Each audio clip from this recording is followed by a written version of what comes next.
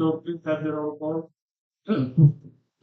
Present for today's pre-bid conference, our back chairman, Engineer Jose Wilson Malongsong, back vice chairman, Engineer Oscar Kirimit, back members, Engineer David Palaganas, and Engineer Regent Taaka, for the technical working group, headed by Engineer Renal Barrera, Engineer Gerald Cervera, for the back secretariat, headed by yours truly, Engineer Mansi.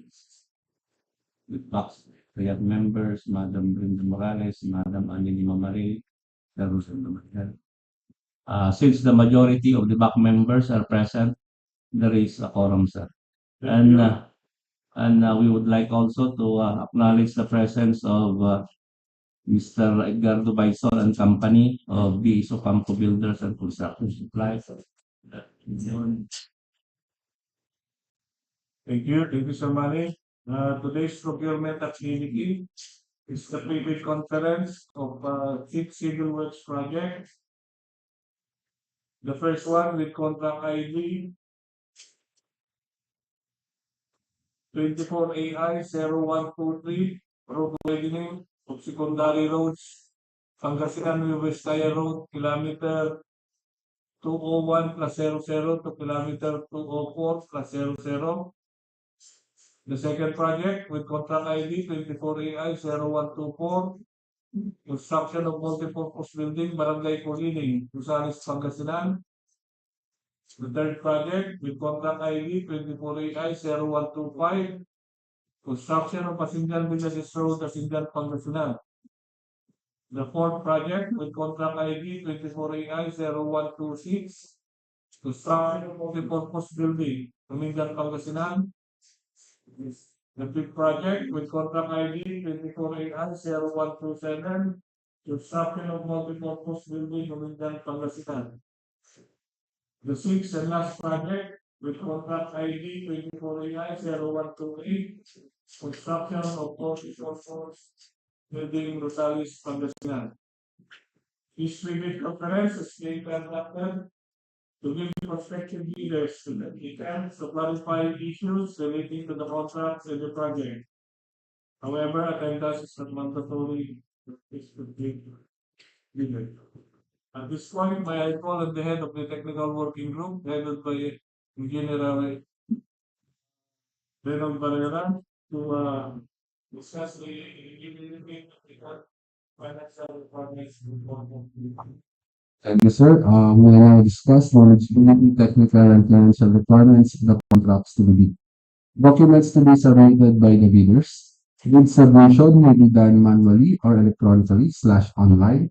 However, bidders should only select one mode of submission, either manual or electronic. Similar to manual submission, the guidelines for the preparation and submission of an electronic bid are contained in DPWH ITB Clause 21 as per DEO 87 Series of 2020, electronic submission and sit-up bids for the procurement of civil works contracts. All electronic bids must be sent to the email address electronicbids_wilsonentered@dpwh.gov.ph. Each bidder should submit one original copy of the first and second component of its bid. Checklist of technical and financial documents. The technical proposal, which includes the Class A documents, the legal documents, filed Freedoms Registration Certificate, Platinum Membership, all pages in accordance with Section 8.5.2 of the IRR. For technical documents, statement of the prospective bidder of all its ongoing government and private contracts, including contracts awarded but not yet started, if any, whether similar or not similar in nature and complexity to the contract. Statement of the bidder's single largest completed contract, SLCC, similar to the contract bid, set under conditions provided under the rules. Special pickup license in case of joint ventures and registration for the type and cost of the contract bid.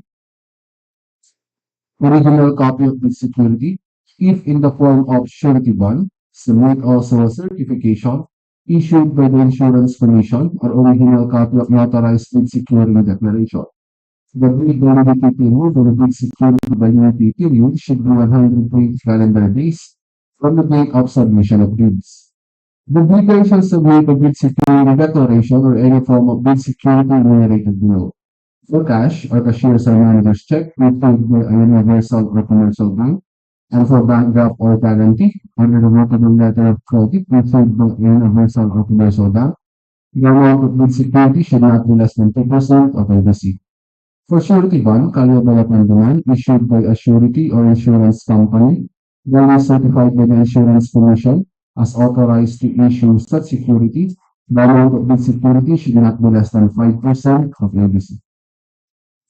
Project requirements, which shall include the following: organizational chart for the contract to the bid, list of contractors' key personnel, for example, project manager, project engineers, materials engineers, and foremen, to be assigned to the contract to the bid with their complete qualification and experience date.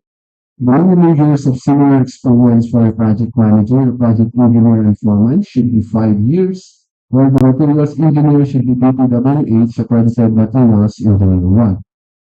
List of contractors may be equipment units which are owned, leased, or under purchase agreement, supported by proof of ownership or certification of availability of equipment, lessor or vendor for the duration of the project, as the case may be.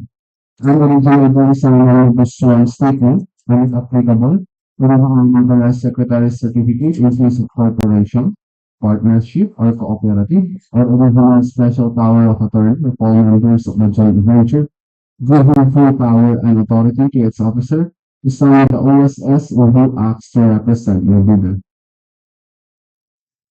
For financial documents, the prospective bidder's computation of net financial contracting capacity. NFCC is computed as follows. For NFCC is equal to current assets minus current liabilities multiplied by 15 minus value of unfinished projects including awarded projects not yet started coincide with the contract to be bid. For Class B documents, if applicable, bonus and joint venture agreement, JVA, according with RA number 4566 and its IRR, in case the joint venture is already in existence, or duly authorized statements from all potential joint venture partners, stating that they will enter into and abide by the provisions of the GBA in the instance that the bid is successful. For financial proposal, original of very signed accomplished financial bid form and other documentary requirements under RA 9184, original of very signed bid prices in the bill of quantities, very accomplished bid estimate estimates for the summary sheet and cash flow recorder. Criteria and procedure for bid evaluation of bids, post qualification and awards. The financial component of the bids of each past bidder shall be evaluated using discretionary criteria, including arithmetical corrections for computational errors, and thus determine the correct total calculated bid prices. The BAC shall automatically disqualify any total calculated bid prices which exceeds the ABC. The following factors are to be considered in the evaluation of the bid prices. First one is completeness. No price in the required item, non-complying, including a zero or a dash, means under the GOP. All prices are deemed to include all taxes.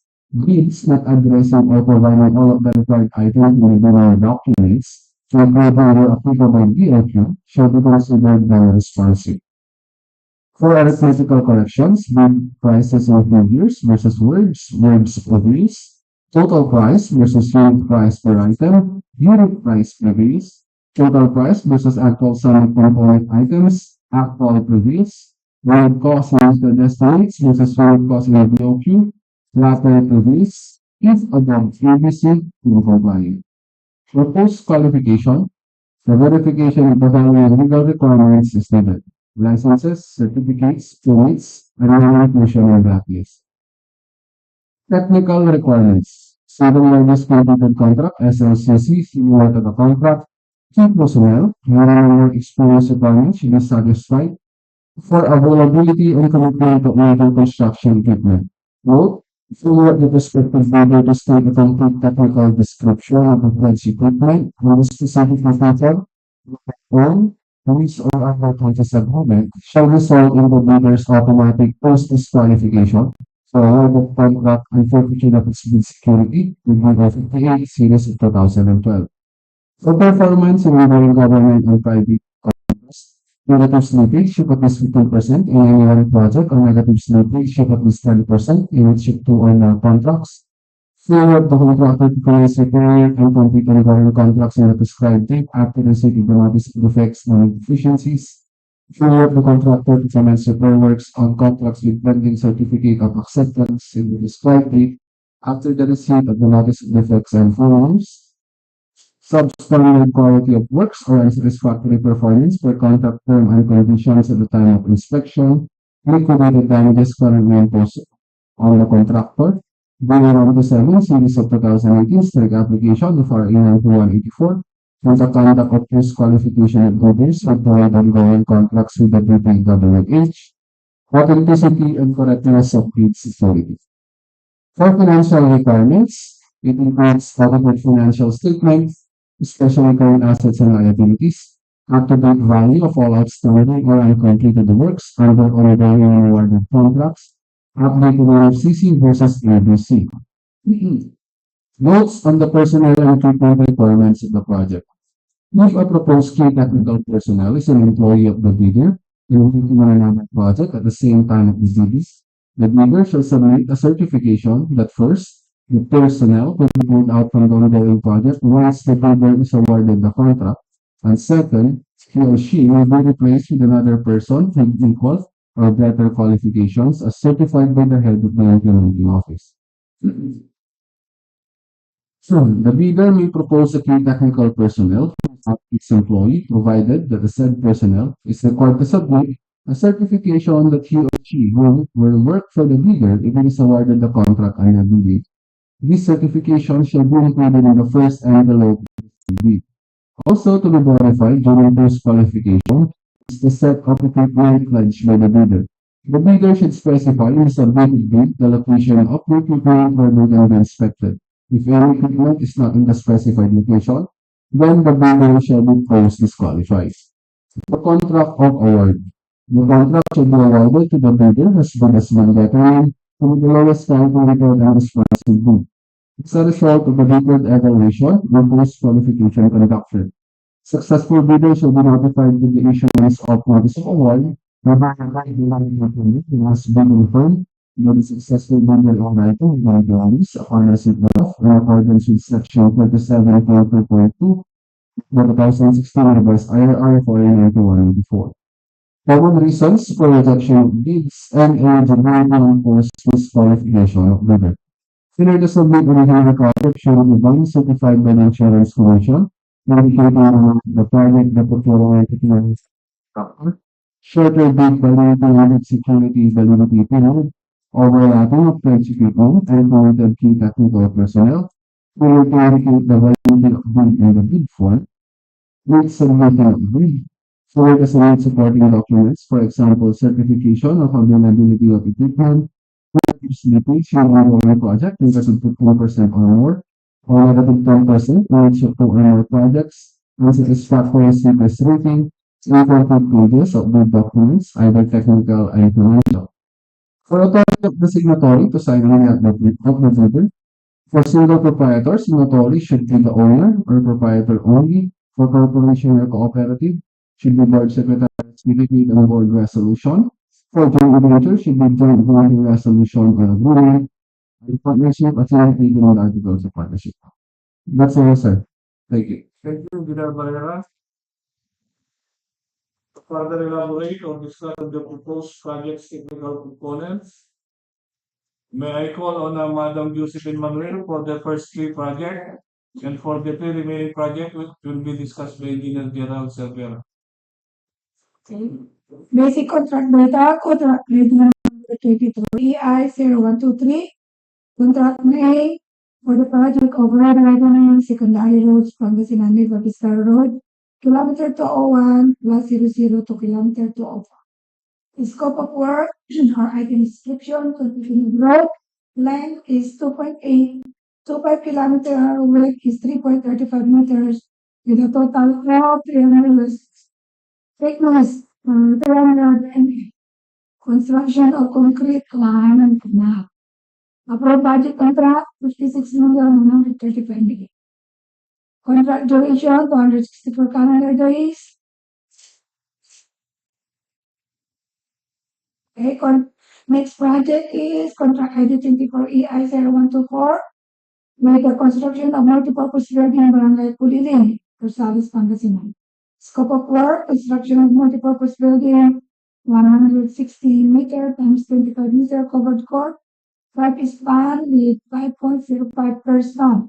Ramp with railing, 0.30 elevation from NJI to FFL with cladding, complete structural and finishing works, with catch basin, storm drainage and downspout, with electrical works, with fluorinated rubberized base, floor coating, epoxy coating with 2 sets movable basketball ball. Approved budget cost is 4,950,000. Calendar days 120. Next is the 24EI 0125 for the construction of Asingan-Villasis Road, Asingan, Pangasinan, with the scope of work of concreting of road. Length is 7.725 kilometer and width of 2.5 meters and thickness of 250 millimeter. Construction of concrete line canal, construction of stone masonry. Approved budget cost is 19,300,000 with 192 calendar days. For the fourth project, with the contract ID number 24AI0126 and with the contract name construction of multi-purpose building at Umingan, Pangasinan, with the scope of work or item description, construction of multi-purpose building, 15 meters times 25 meters covered court with 5 span, 5.5 meters with per span, with ramp with railing, 0.2 meters elevation from the middle to FFL with cladding, complete structural and finishing works with catch basin, storm drainage and downspout with electrical works with fluorinated rubberized base and or floor coating, epoxy coating with 2 sets of movable basketball boards. With approved budget for the contract, 4,950,000 and with 120 calendar days contract duration. And for the fifth project, with the contract ID number 24AI0127, construction of multipurpose building, Umingan, Pangasinan. With the scope of work, construction of multipurpose building, 12 meters by 20 meters covered court with 3-meter wing at one side for span with 5.0 meters per span. Ramp with railing, 0.4 meter elevation from middle to FL with cladding, complete structural and finishing works with electrical works, with catch basin, storm drainage and downspout with chlorinated rubberized base, floor coating or epoxy coating with 2 sets of movable basketball board with ring. 15 meter by 30 meter covered court with 3-meter wing at 2 sides. 6 span with 5 meter per span. Ramp with railing, 0.6 meter elevation from GL to FL with cladding, complete structural and finishing works with electrical works with catch basin, storm drainage and downspout with chlorinated rubberized base, floor epoxy coating with 2 sets of movable basketball court with bleachers and same lang to. With approved budget of 18,810,000 pesos and contract duration 205 calendar days. And for the last project, with the contract ID number 24AI0128, construction of multipurpose building at Rosales, Pangasinan. Scope of work, construction of multipurpose building, 15 meters by 20 meters covered court, 4 span with 5 meters per span, ramp with railing, 0.2 meter elevation, with cladding, complete structural and finishing works, with electrical works, with catch basin, storm drainage, and downspout with chlorinated rubberized base, floor coating, epoxy coating, with 2 sets of movable basketball board with ring, and unglazed floor tiles at stage, with removal of structures and structures.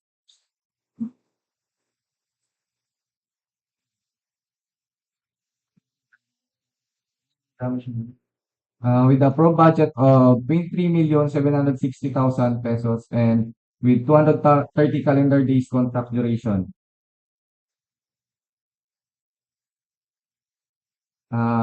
For the receipt of opening bids, yung submit March 13, 2024 at 9:30 a.m. at DPWH Conference Room, Tumana, Rosales, Pangasinan. And for the electronic bid, yung submit at electronic bids _Pangasinan 3rd at dpwh.gov.ph.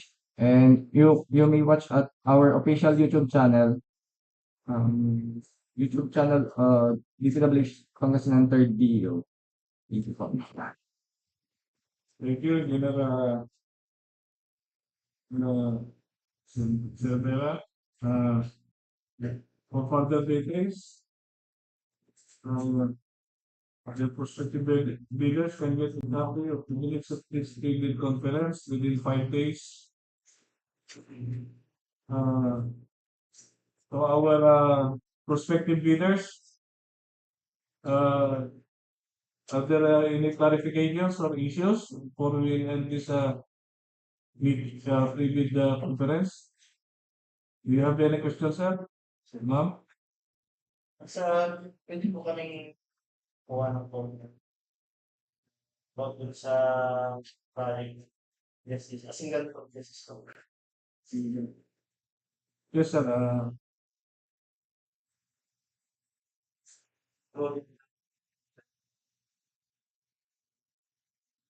Yes, sir, we will furnish you. We will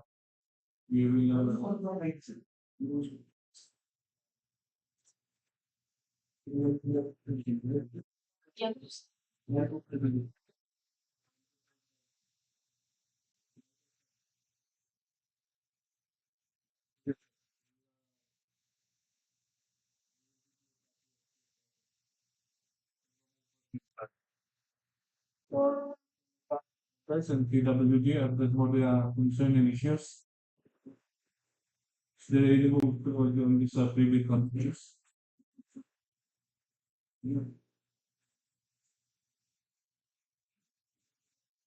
Review the engineer Coliling, duly seconded by Engineer Taka. I hereby declare. Thank you very much and